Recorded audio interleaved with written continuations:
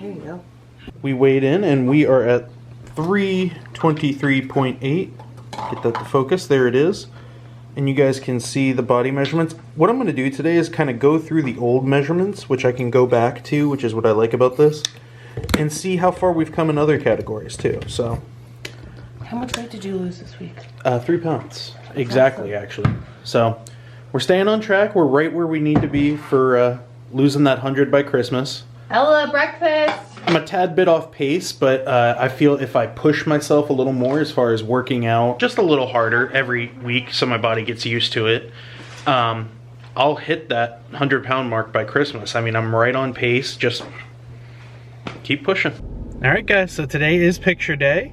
You excited, baby? Yes. Alrighty. So my weight this morning, 323.8.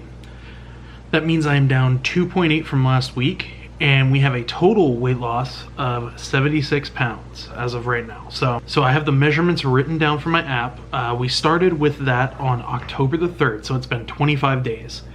My BMI went from, it was 42.3, now it is down to 40.7. My total body fat is 42.5%, and it is down 2.3% from where we began in 25 days ago with this app. My muscle mass, and this is a big one. A lot of people have said, oh, you're gonna lose muscle mass by fasting, and a lot of, just negative things about fasting in general. My muscle mass is actually up. My muscle mass went from 174. So my muscle mass went up actually 0.2 pounds, I believe. Let's see. I have the app right here. We're gonna make sure on that. So it was 176.6. It has actually gone up 0.2 pounds. So that's awesome. That means I'm putting on more muscle, getting stronger. Even though it's a small amount, it means that I'm not losing the muscle mass, that I am losing fat, which is awesome. Ugh. Hey friends, what up? Hey Elle, can you turn on the light for daddy? Yeah. See, there you go. Good job, baby. All right, guys. So it has been a busy day here in the Brazy household, and I'm sorry about this shadow. It's really my eye, but it has been a very busy day here. So I wanted to close out my video by sitting down and going over 10 tips that have really helped me going forward and kind of talking about them, expanding on them. So the first one, obviously, and this is for anybody, is set goals. And you'll see me looking down because I wrote most of them down just so I had them. So setting goals is fairly simple. For me, you want to set long-term goals. And the reason why is it's more realistic. So like I said, the 100 pounds by Christmas. And the reason for that is you're working towards a long-term goal. So if one week, let's say I gain weight, okay, well, I know what I have to do to get to my goal. So set those realistic goals. Set a time frame, set something that is measurable. And don't set unrealistic goals, because if you set an unrealistic goal, you're going to be discouraged because you're not going to get there.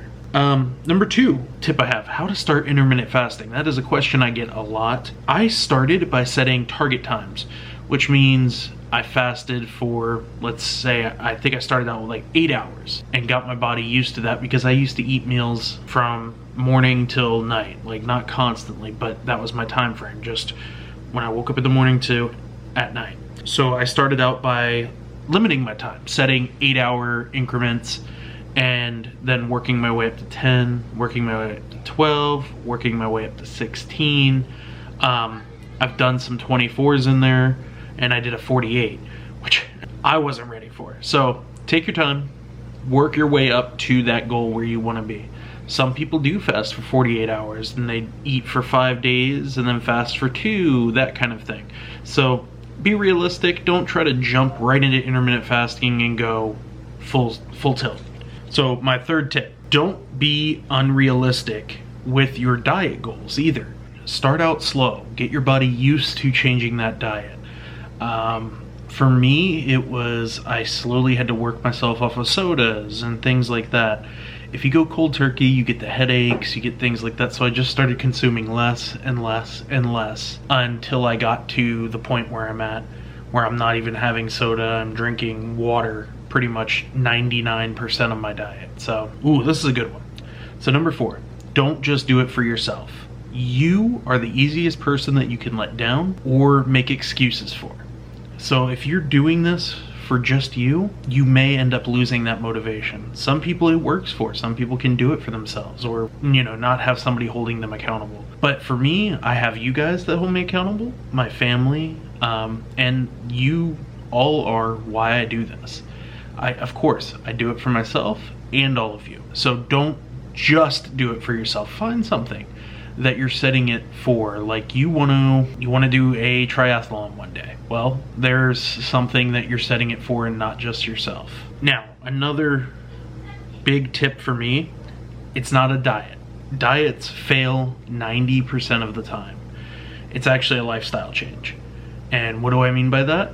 I'm changing the way I'm eating to make it permanent. So this way I don't lose, let's say, 100 pounds by Christmas and gain that 100 pounds right back. I've done that.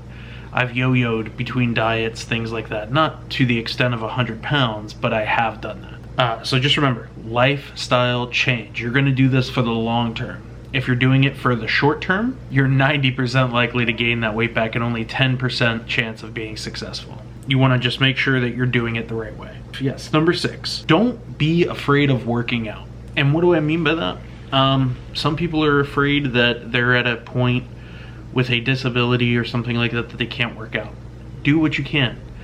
Walk, even if that means sitting in a chair and lifting your legs. Do it. You have to start somewhere. You have to build a foundation.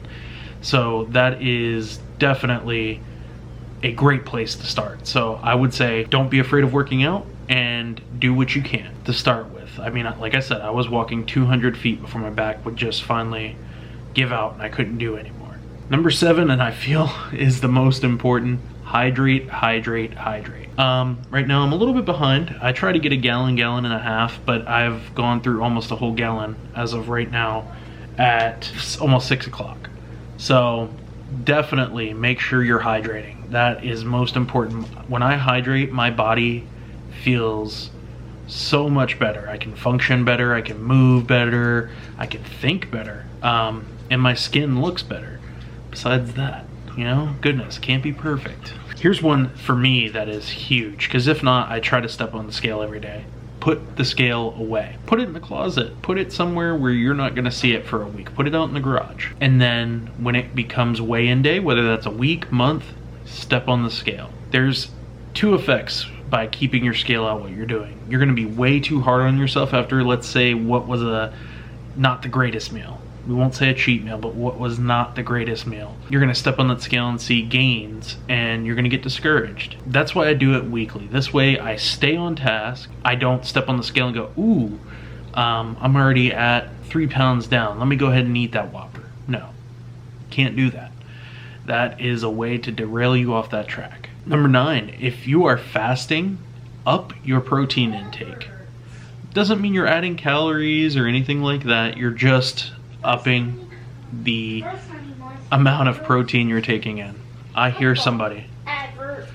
Ella, you want to say hi? Honey Monster versus commercial. Yeah? Football. Yeah, commercial. If you're fasting, up your protein intake. Just a little more protein. This way you feel full longer. And that has worked for me. I definitely have upped my protein, lowered my carb intake, which has helped me along the way. Number 10, reduce your plate size. And that's actually something that Lauren introduced to me. Before with a larger plate, I'm like, hey, I still got room for those potatoes, or I got room for those French fries, I got room for this, that, and the other. Whereas if you have a smaller plate, you're less likely to overeat. So reduce that plate size. Sounds silly, but it works. This one is very important, and it's something that people struggle with. Sleep is your body's way of recharging.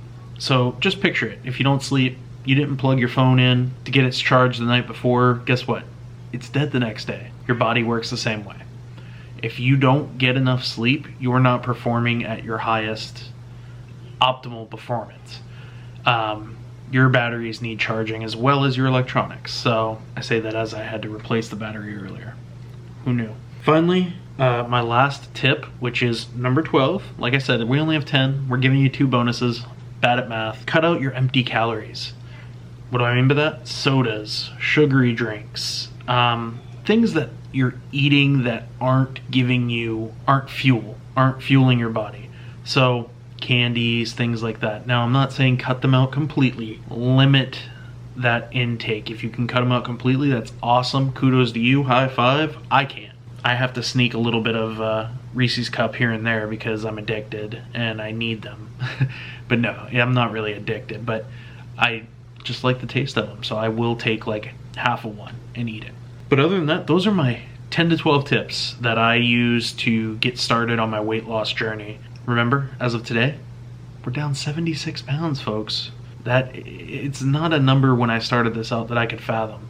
I knew I weighed a lot, but I didn't think I would be here this quickly. So I am thankful to all of you for keeping up with me, all the encouragement. Really, really grateful for that. And to my family that have encouraged me along the way and cheered me on, thank you. I appreciate you guys. Just as an example, I was at the gym the other day and the owner of that gym came up to me and, he's like, I'm so proud of you, but he is always an encouraging guy. So Nick, if you're watching, thank you. Thank you everybody. It's so surreal that we're at this point in the journey, over 75 pounds down. It's unreal, but we have more to do. Thank you everybody. I appreciate it. Love you guys. Remember, we got this. Got the finger guns. Lauren loves those. And I'll see you guys soon. Bye, friends.